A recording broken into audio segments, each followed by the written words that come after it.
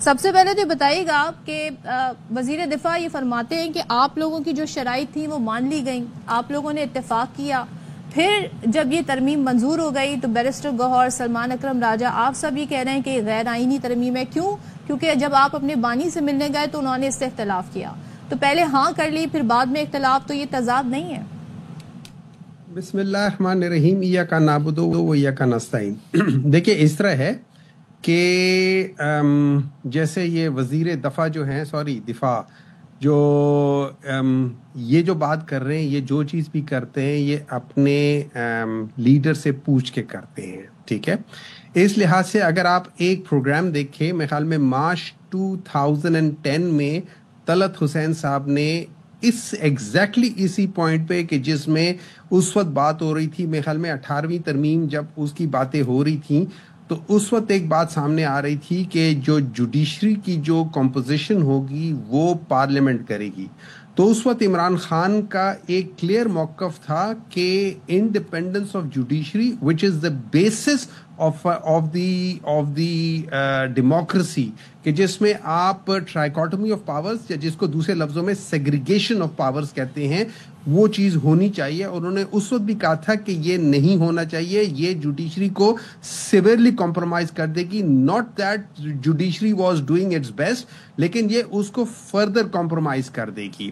اب اس بیسس کے لحاظ سے اس میں کچھ چیزیں ایسی ہیں جو کہ شاید پاکستان تحریک انصاف کسی حد تک مان رہی ہوگی، لیکن اس میں یہ شکیں بعض جو مجھے سمجھ آ رہی ہے، میں چونکہ اس مین لیڈرشپ کا حصہ نہیں ہوں، لیکن جو مجھے سمجھ آ رہی ہے، یہ بعض چیزیں بیچ میں ایڈیشن کر دی گئی تھیں اس میں جوڈیشری کو۔ اور دیکھیں یہ میں نہیں کہہ رہا، یہ پاکستان تحریک انصاف نہیں کہہ رہی۔ آخری ملاقات بیرسٹر گوہر کی مولانا فضل الرحمان سے ہوئی جس وقت کیبنٹ میں یہ مسودہ اس کا منظور ہو رہا تھا، آ کر پھر جو گفتگو ہوئی وہ ہمارے سامنے، پھر جب کمیٹی بنی پارلیمانی کمیٹی، اس میں آپ لوگوں نے اپنے نام بھی دیے کہ کون کون حصہ بنے گا چیف جسٹس کی نام پہ اتفاق کرنے کے لیے۔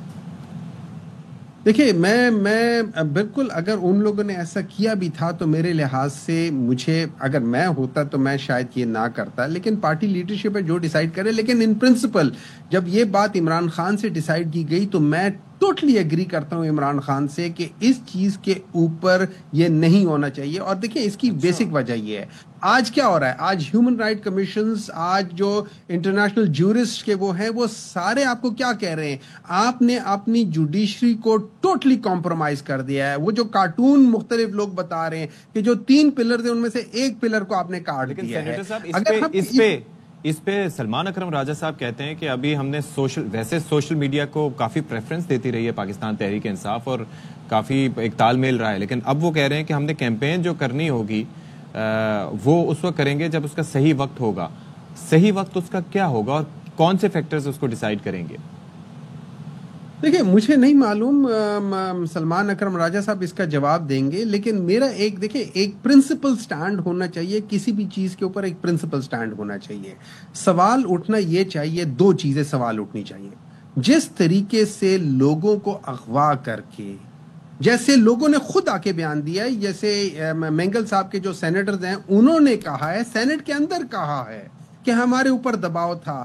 اچھا اس کو مثال دے دیں 164 کے لحاظ سے، جب حدیبیہ پیپر مل کا جب کیس آیا تھا اس کو کیوں اڑا دیا گیا تھا کہ اس کے اوپر دباؤ تھا اسحاق ڈار کے اوپر۔ Not that what Ishaq Dar said وہ غلط تھا، اس نے جو کچھ کہا وہ صحیح تھا، لیکن دباؤ کے اندر کہا، انہوں نے اس کو اڑا دیا۔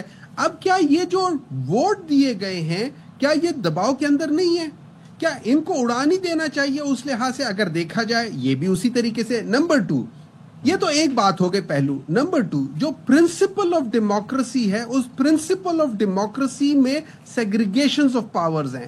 جب آپ سیگریگیشنز آف پاورز کو ختم کر دیں گے اور آپ جوڈیشری کو ڈائریکٹ ایگزیکٹو کے انڈر لے آئیں گے تو پھر مجھے ایک بات بتا دیں، کیا ٹھیک ہے سارے ججز، بعض ججز ہوں گے جو کہ ان کے انفلوئنس میں نہیں آئیں گے، لیکن 99% آف دا ججز will come under the influence of the. Muhammad صاحب مجھے یہ بتائیے گا کہ ابھی تو آپ یہ بات کریں because you are in the opposition, what if you come in the government, then this will suit you, don't you think?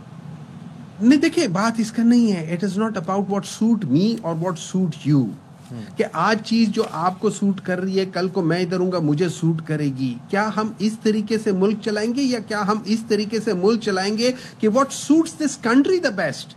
Is it you and me or is it the country? Is it the people of Pakistan? ہم لوگ اپنے چلانے کے لیے. اور میں ایک اور بات بتاتا ہوں, آج سے 2.5 سال پہلے عمران خان نے کیا کہا تھا؟ عمران خان نے کہا تھا کہ جب کیسز ختم ہوں گے میاں نواز شریف واپس آئے گا. آتے ساتھ سے سب سے پہلے یہ جس ادارے کے اوپر حملہ کرے گا وہ ہے سپریم کورٹ.